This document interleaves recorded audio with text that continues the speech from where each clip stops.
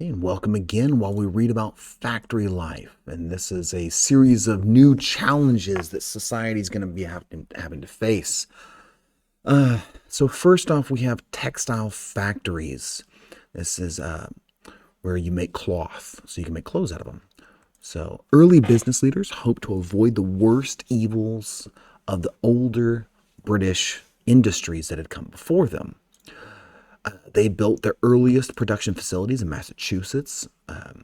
To work in the textile mills, they hired young, unmarried women from New England farms. So this actually is from Lowell, Massachusetts, where a lot of this stuff really centered around. The mill girls, as they were called, were chaperoned by matrons and held to a strict curfew and moral code. So you had to behave to have that job. Although the work was hard, 12 hours per day, 6 days per week, a lot of women enjoyed a sense of independence that they had not known on the farm, so they were proud to do this. The wages were also about triple the regular pay for a domestic servant. So while it sounds horrible and they probably weren't exactly thrilled, it was definitely interesting. So child labor. Although children had been servants and apprentices throughout most of human history, child labor reached new extremes during the Industrial Revolution. Children often worked long hours in dangerous factory conditions for very little money. So you got to understand, societally, there was absolutely no issue, people thought, with having a child work. You grew up on a farm, people would joke about the whole reason why you have a huge family of 10, 12 kids is because you need more workers for your farm. But when society starts having, especially in New England, these factories come along, you have this moral code that's built around an agrarian lifestyle, and you're trying to apply that moral code to a factory lifestyle. And so originally, there was no problem with having kids work there. And it wasn't until a lot of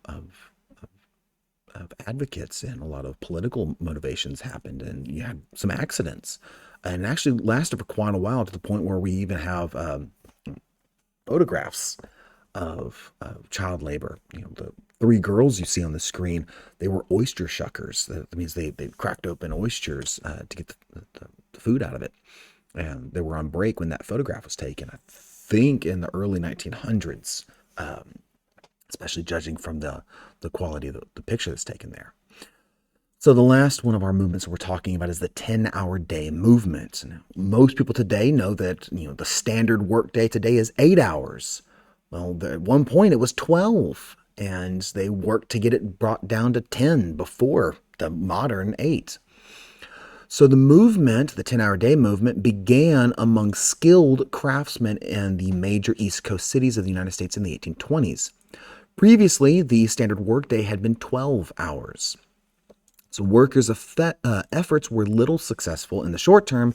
However, long term, they were pretty unsuccessful. In the 1830s, the movement spread as skilled workers organized. The movement saw some success, but really only in among skilled workers in particular crafts and cities, so small, specific ones. It really wasn't until 1840 when President Martin Van Buren, he ordered the 10-hour day for federal workers. And once federal government workers got it, we saw a series of changes. In the 1850s, sectional politics led to northern business leaders to embrace the 11-hour day, and that ended the 10-hour day movement, which didn't really get cemented much later until like the 1880s, 1890s, much longer into the second industrial revolution. So in 1834, you have the mill girls, those textile workers in Lowell, Massachusetts. They go on strike to protest wage cuts. In 1835, Philadelphians strike for an hour workday, the 10-hour workday. 1847, New Hampshire enacts the first state 10-hour day law.